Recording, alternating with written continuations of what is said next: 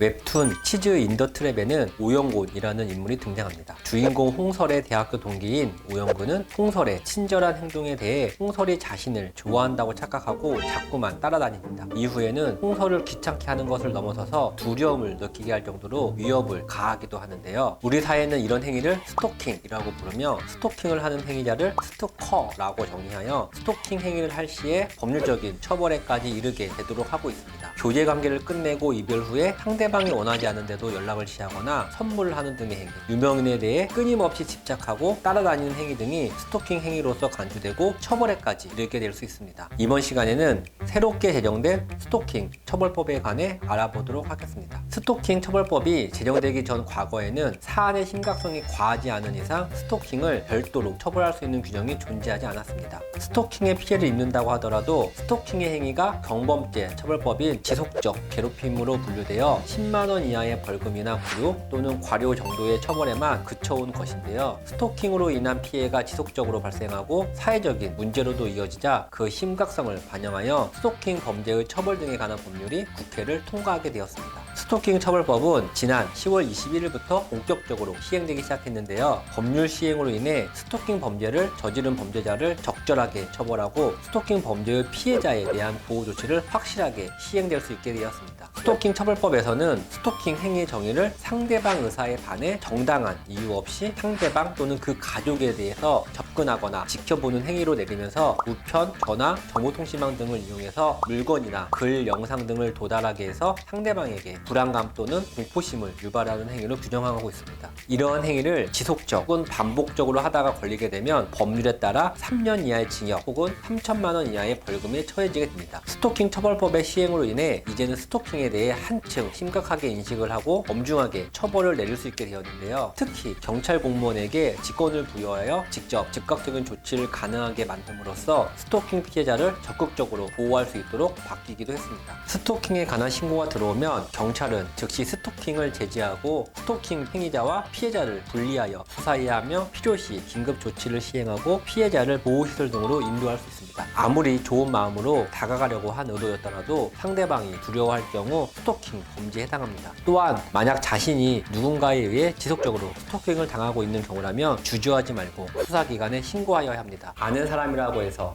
예전에 알던 인연이라고 해서 그냥 넘어가자 하고 생각하지 마시고 수사기관에 도움을 받으시기를 당부드립니다.